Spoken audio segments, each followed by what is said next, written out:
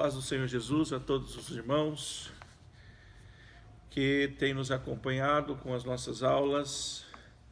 Quero cumprimentar novamente aqui o nosso pastor Clóvis Magno, com a sua esposa, seus familiares. O Senhor Jesus continue abençoando a vida do senhor. Também cumprimento ao nosso superintendente da escola dominical, nosso irmão Walter. E também estendo os meus cumprimentos a todos os professores da nossa escola dominical, professores e professoras. Que o Senhor Jesus abençoe a vida de cada um.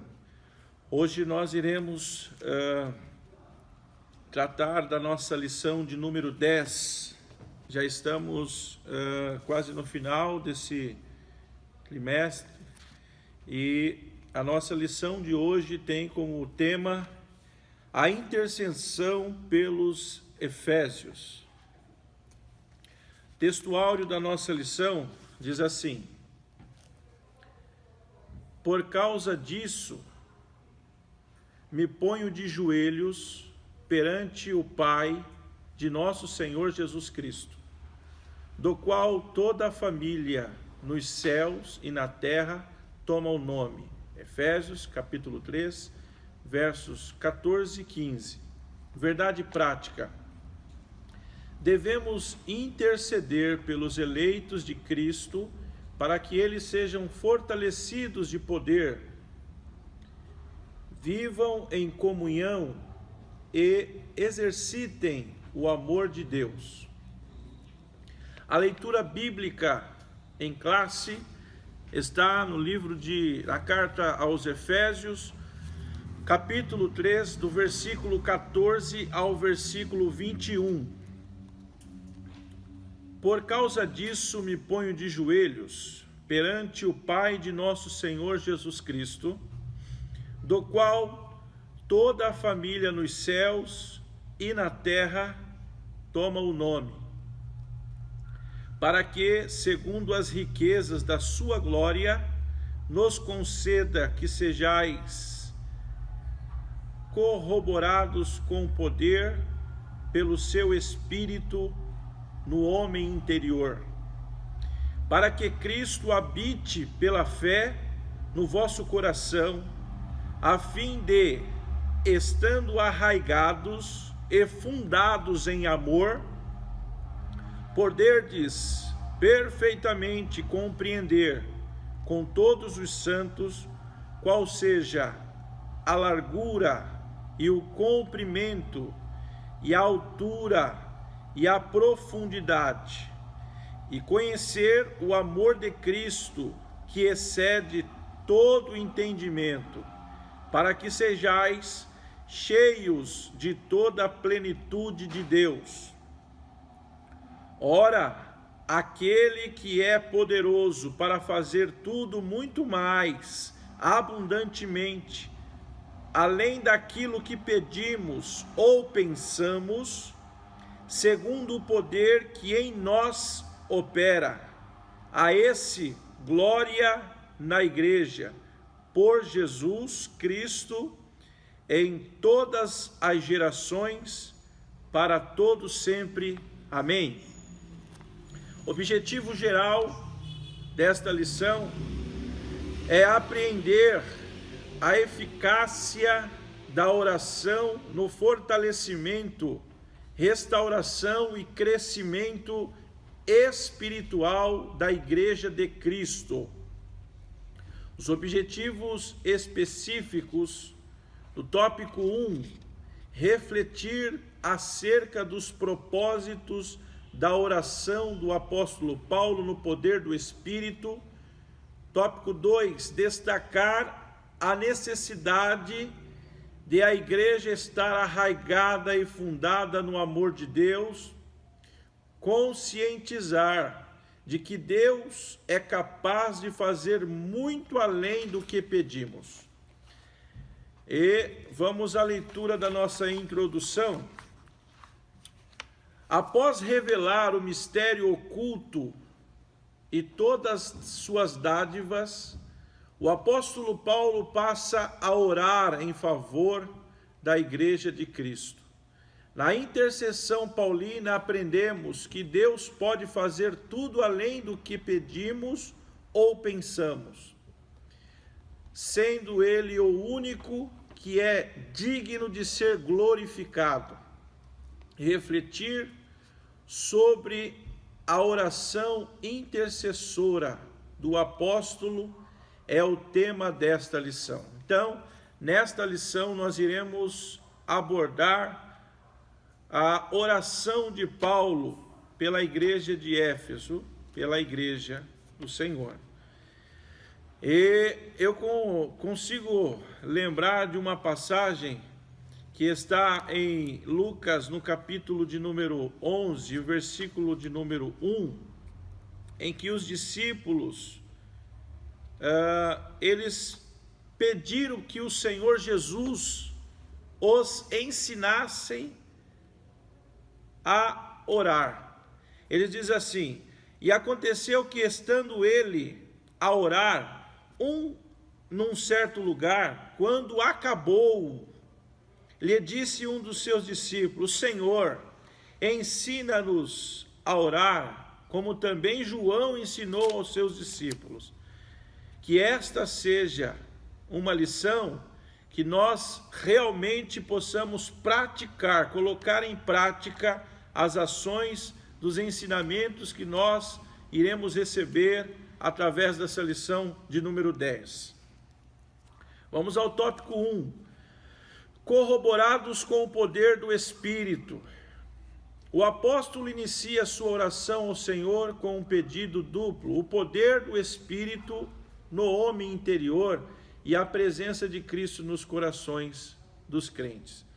E este tópico ele é dividido em 3 subtópicos, e o primeiro são as riquezas da sua glória. Paulo apresenta a sua oração confiado nas riquezas de sua glória, a de Deus. O apóstolo já havia declarado que Deus é o Pai da glória, cheio de abundantes riquezas de sua graça, o que significa que ele é possuidor de todas as glórias e despenseiros de riquezas e ilimitadas bênçãos. Em razão disso, Paulo pede para que a igreja seja fortalecida com o poder, que seja habitada por Cristo, que compreenda o amor divino e tenha pleno desenvolvimento espiritual. Aos Efésios, a gente consegue também, no capítulo de número 6, Paulo, ele pede para que a igreja se revista no Senhor, para que eles pudessem estar firmes no dia mau. Agora, se pararmos para analisar esse texto, Paulo não está dizendo que eles estavam no dia mau. Paulo não estava dizendo que eles estavam vivendo um dia ruim, mas não, que eles deveriam estar revestidos da armadura do Senhor para que eles pudessem então estar firmes no dia mau, indicando que este dia poderia chegar a qualquer momento, indicando que este dia ele vai chegar. Ele chega na minha vida, ele chega na sua vida, ele chega na vida de todos nós. Mas Paulo, ele convoca a igreja aqui neste texto, Efésios 6:10, que eles pudessem então se revestir através da oração do Senhor. Que nós possamos também ir em busca das riquezas espirituais, que só Deus, como um dispenseiro fiel, pode conceder à igreja. E este revestimento de riquezas no homem interior não está relacionado às coisas materiais. Não que você não possa ser abençoado materialmente, mas o que Paulo está tratando são riquezas que o dinheiro não pode comprar, que a prata, que o ouro não podem comprar, que só recebem aqueles que estão debaixo da oração, santificados na palavra de Deus. Subtópico 2, fortalecidos com poder. O primeiro pedido do apóstolo é para que a igreja seja corroborada com poder pelo seu espírito no homem espiritual. Essa petição não quer dizer que a igreja em Éfeso não tivesse o Espírito de Deus, mas que ela fosse continuamente revigorada com poder e, consequentemente, em seu fortalecimento diário. Ainda enfatiza que a única força que habilita o crente a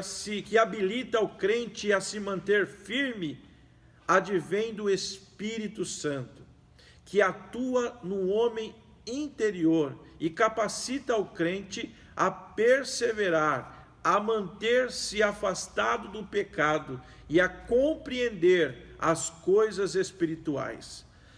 Não existe outro mecanismo, não existe outra saída, outra forma de conseguir um equilíbrio, seja ele emocional, seja ele mental, e também uma postura ética, moral e cristã, de afastamento do pecado, de um recolhimento para uma vida cristã séria, compromissada com a palavra de Deus, sem a presença do Espírito Santo. E Paulo, sabendo disso, ele roga, ele pede para que a igreja fosse corroborada, ajudada pelo Espírito Santo, porque sem ele, eles não conseguiriam, e isso iria lhes dar um fortalecimento diário.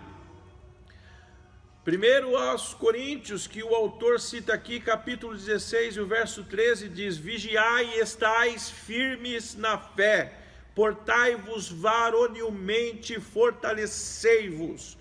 O homem natural não pode compreender as coisas espirituais, porque para ele é loucura, mas para aquele que é espiritual, é o poder de Deus. Ele acredita, ele confia e ele é transformado e é aperfeiçoado a todo momento, a todo instante. Que nós possamos buscar esse fortalecimento que vem da parte de Deus, que o homem não pode nos dar, que só Deus pode conceder a cada um de nós. Terceiro subtópico, habitados por Cristo. O apóstolo também orou para que Cristo habitasse pela fé nos corações dos santos, o que também não significa dizer que Cristo não estivesse presente na igreja. Observe, Paulo está falando aqui, existe dois tipos de habitação. Uma habitação que é temporária, passageira, e uma habitação permanente. E o termo empregado aqui significa uma habitação permanente, não é uma habitação temporária. Que a oração apostólica era para que Cristo habitasse continuamente na vida da igreja. Assim, o ensino apostólico ratifica que sem Cristo a igreja não pode subsistir às forças do mal. Sem Cristo, a igreja não avança, a igreja não vence as fortalezas espirituais. E o que o apóstolo está dizendo é que Cristo habite todos os dias, diariamente, na minha e na sua vida. E Cristo habitando na minha e na tua vida, nós podemos então ver a diferença e também vencer o inimigo das nossas almas e as forças malignas. Veja o que Mateus diz no capítulo 16 e o verso 18: pois também eu te digo que tu és Pedro, e sobre esta pedra edificarei a minha igreja, e as portas do inferno não prevalecerão contra ela. Não existe outra forma de vencer os inimigos que tentam nos parar, tentam tirar as nossas alegrias, nos afastar do Senhor. Não existe outra forma senão tendo Cristo habitando no nosso coração, estando conosco todos os dias. E passamos então para o tópico 2. A síntese do tópico 1 é: o poder e a presença de Cristo capacitam os salvos a prosseguirem vitoriosos na gloriosa jornada cristã. Somente a presença de Cristo pode capacitar o crente a ir até o fim. Como diz a palavra do Senhor: tu, porém, vai até o fim. Como diz em Mateus capítulo de número 25, que aquele que perseverar até o fim, será salvo. Então, somente Cristo habitando nas nossas vidas, nós teremos condições de olhar para a Nova Jerusalém, a esperança da igreja, que é o arrebatamento, e não desistir. Não importa o que você esteja passando neste momento. Abro um parênteses aqui para me dirigir para você que está assistindo essa aula. Quem sabe você está passando por um momento e está pensando em parar. Olha só o que o Senhor diz para você: não é tempo de parar, não é tempo de parar. Levanta e anda, porque aqui não é o nosso descanso, diz o Senhor. Que nós possamos continuar firmes. Tópico 2: arraigados e fundados em amor. O amor é a mensagem central do Evangelho de Cristo. Um dos propósitos da oração de Paulo foi para que a igreja entendesse e exercitasse o amor de Deus. Isso é fato. Todos nós sabemos que o Evangelho de Cristo ele está centralizado no amor. O amor é a base de tudo. Tanto que Jesus, ele só veio ao mundo por amor. Nós já citamos esse texto em outras aulas aqui. João capítulo de número 3, o versículo 16 diz que Deus amou o mundo de tal maneira que deu. Ninguém tirou a vida de Cristo, não mataram Jesus. Ele foi até a cruz por amor. Amor a quem? Amor à minha vida, amor à sua vida e amor de todos da humanidade, porque diz que é para todo aquele que nele crê, não pereça. O subtópico 1, o amor à virtude cristã. Nas Escrituras, o amor é atributo divino. Aquele que não ama não conhece a Deus, porque Deus é amor. Foi por amor que Cristo se entregou para o resgate da humanidade. O amor é o resumo da lei e dos profetas. O sinal dos discípulos de Cristo, a prova da filiação com Deus, e deve ser expresso por meio de atitudes concretas. O amor é a maior de todas as virtudes, é o princípio que norteia o fruto do Espírito.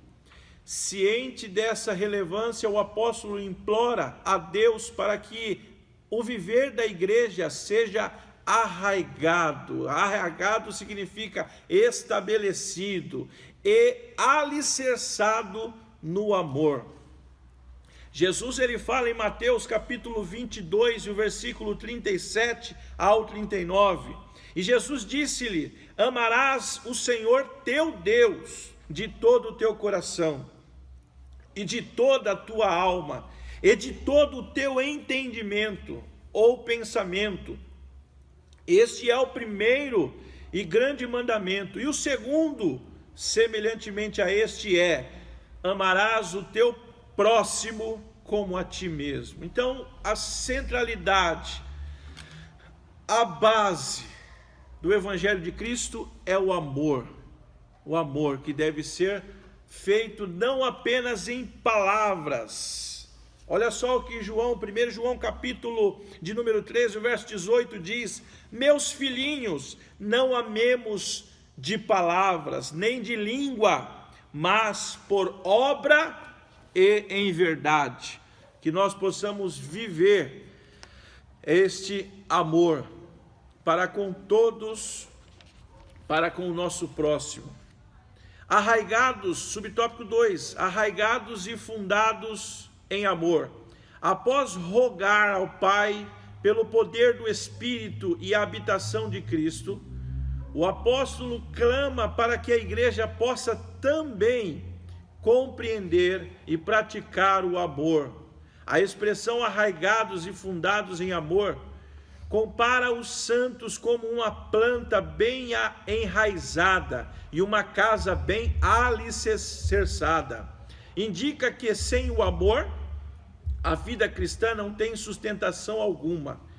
Por causa disso, o apóstolo insiste pela total compreensão de que, qual seja a largura e o comprimento e a altura e a profundidade do amor divino.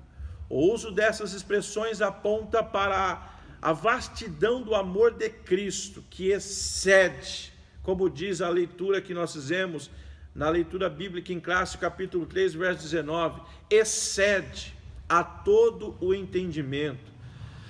Não é possível entender o tamanho do amor de Deus. Nós não podemos compreender, mas o amor de Deus, ele é incomparável. Ele é maior do que o amor de todas as pessoas. A Bíblia chega a dizer que uma mãe pode se esquecer do seu filho, mas o Senhor não se esquece de nenhum daqueles que o Pai lhe deu. E Ele de maneira nenhuma os lançará fora. Por quê? Porque Ele amou, Ele entregou a sua vida na cruz do Calvário por amor. Subtópico 3, a intensidade do amor de Cristo. Conscientes de que somente o Espírito pode fazer entender e experimentar a grandeza do amor de Deus, Paulo pede para que os crentes conheçam a intensidade do amor de Cristo. A ênfase recai em que Cristo nos amou e ainda nos ama, e que, por isso, devemos amar uns aos outros. E como disse, um amor verdadeiro, como disse aqui a primeira epístola de Paulo: filhinhos, não amemos apenas de palavras, nem de língua, mas por obra e em verdade. O Pai conhece a todos. O apóstolo sabe que o esforço humano não pode atingir essa meta. Assim, ele acrescenta esse pedido à oração, para que os crentes sejam cheios de toda a plenitude de Deus. Porque Deus, ele não apenas expressa o amor, ele é o amor, ele é o próprio amor. Então, estando cheio de Deus, aquele que está cheio de Deus, ele também vai expressar o amor de Deus. O amor de Deus será expresso na sua maneira de viver, na sua maneira de falar, na sua maneira de agir, na sua maneira de negociar. Em tudo as pessoas verão amor na vida do crente que está cheio de Deus. Síntese do tópico 2. Nesse ponto, Paulo enfatiza a necessidade total compreensão do amor de Deus e o crescimento espiritual dos crentes até alcançar a perfeição. Lembre-se que nós estamos no estado de aperfeiçoamento. E nesse processo, ele é gradativo, e nós, até que atinjamos então a estatura de varão perfeito, nós estamos sendo aperfeiçoados. Vamos ao tópico 3. A bênção de Deus excede o pensamento humano. Em sua audaciosa intercessão em favor da igreja, o apóstolo ensina que Deus é capaz de fazer muito além do que pensamos e que o eterno deve ser glorificado para sempre. Subtópico 1. A dimensão das bênçãos divinas. Qual é o tamanho das bênçãos divinas? Ao concluir a ousada oração, Paulo lembra de que a magnitude do poder de Deus é capaz de fazer muito mais abundantemente, além daquilo que pedimos ou pensamos. Glória a Deus. Isso indica que o que Deus pode fazer ultrapassa em muito nossos melhores anseios e desejos. Quer dizer que a mente humana é incapaz de alcançar a dimensão das bênçãos divinas. Nesse sentido, Paulo declara que as coisas que sequer subiram ao coração do homem são as que Deus preparou para os que o amam. 1 Coríntios capítulo 2 e versículo 9. Essa instrução mostra que os pensamentos do Senhor são muito mais altos do que os nossos. Venha comigo aqui, Isaías capítulo de número 55, vou fazer essa leitura. Olha só, versículo 9. Porque assim como os céus são mais altos do que a terra, assim são os meus caminhos mais altos do que os vossos caminhos, e os meus pensamentos mais altos do que os vossos pensamentos. E Paulo ele fala que esta riqueza, essa dimensão deste amor é capaz de produzir, de preparar algo que não subiu ao coração do homem, algo que o olho humano não viu. Você pode contemplar as obras arquitetônicas aqui nessa terra, tanto as feitas pela mão do homem, tanto as naturais, que não houve a intervenção humana, que enche os nossos olhos ao ver essas belezas, mas não importa, nada disso pode se comparar ao que o Senhor Jesus tem preparado para a minha vida e para a sua vida. Louvado seja Deus. Sejamos firmes, permanecemos na graça e no amor de Cristo, nosso Senhor. Desse modo, o poder divino que age na vida do crente e suas bênçãos disponíveis são impossíveis de dimensionar. Não é possível dimensionar o tamanho dessas bênçãos. Louvado seja Deus. A grandeza do poder de Deus é capaz de responder para além das mais corajosas orações. Deus responde a oração que é feita com sinceridade, com verdade, porque Deus conhece antes mesmo, diz a Bíblia, de abrir as nossas bocas para falar, Ele sonda o nosso coração, sonda e conhece o nosso coração. Louvado seja Deus. E o subtópico 2, o convite para a adoração. Paulo encerra este capítulo com o convite de adoração a Deus, cuja glória é devida na igreja por Jesus Cristo em todas as gerações. A conclusão paulina não poderia ter sido diferente. Nos versículos anteriores, ele discorreu acerca da boa nova do mistério revelado, das muitíssimas riquezas de Cristo conferidas à igreja, da grandeza do poder de Deus e da infinitude do amor e de todas as bênçãos divinas que excedem a compreensão humana. Além dessas e das demais bênçãos, a única coisa a ser acrescentada era o louvor ao Senhor Deus, detentor de tamanhas dádivas. A Ele pertence toda a honra, toda a glória, todo louvor e toda adoração. E para finalizar, o subtópico de número 3, que é a glória devida a Deus.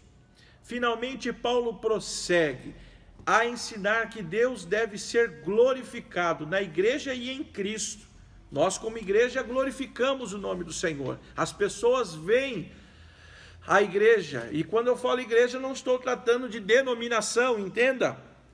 Estou falando da igreja que é constituída por seres humanos. Você e eu, nós somos a igreja. E as pessoas veem Cristo através, ou pelo menos devem ver Cristo através das nossas vidas em todos os momentos. Glorificar a Deus fazem parte dos propósitos da instituição da igreja. A igreja nunca terá glória em si mesma, pois toda a glória é exclusivamente tributada para Deus por intermédio da obra de Cristo.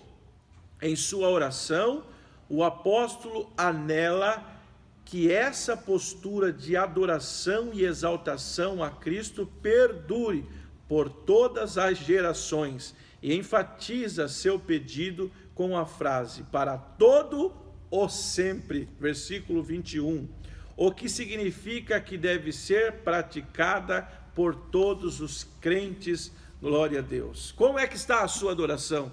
Como é que está a sua vida no altar com Deus neste momento? Que o Senhor Jesus te dê força, te capacite e esteja com você neste momento, mostrando o seu amor, e que você possa ser um sinal de que Deus existe e Deus está trabalhando a favor de cada um de nós. Síntese do tópico 3. As bênçãos espirituais são ilimitadas, não se pode contar, não se pode dimensionar, e estão disponíveis ao cristão, e somente o nome de Deus deve ser eternamente glorificado, porque tudo é para louvor e glória do nome do Senhor. E a conclusão, para finalizar, diz o seguinte: a ousada intercessão de Paulo anelava o fortalecimento da igreja. O apóstolo tinha ciência de que o perseverar do cristão dependia de 4 princípios basilares. Entenda: primeiro, o fortalecimento de poder. Segundo, a presença plena de Cristo. Terceiro, o intenso exercício do amor de Deus. E por último, o contínuo crescimento espiritual, até encontrar a perfeição. Durante esse processo, o povo de Deus deve glorificá-lo em todo o tempo. Que o Senhor Jesus te abençoe e que você seja fortalecido pelo Senhor, e que você receba o exercício, exerça o amor de Cristo, e que você cresça continuamente espiritualmente para a honra, glória e louvor do nome daquele que merece toda a honra, toda a glória, o Senhor Jesus. Que Deus em Cristo te abençoe, você, toda a sua família, em nome de Jesus. AD Perus, Jardim Vitória. Há 26 anos abençoando Caieiras.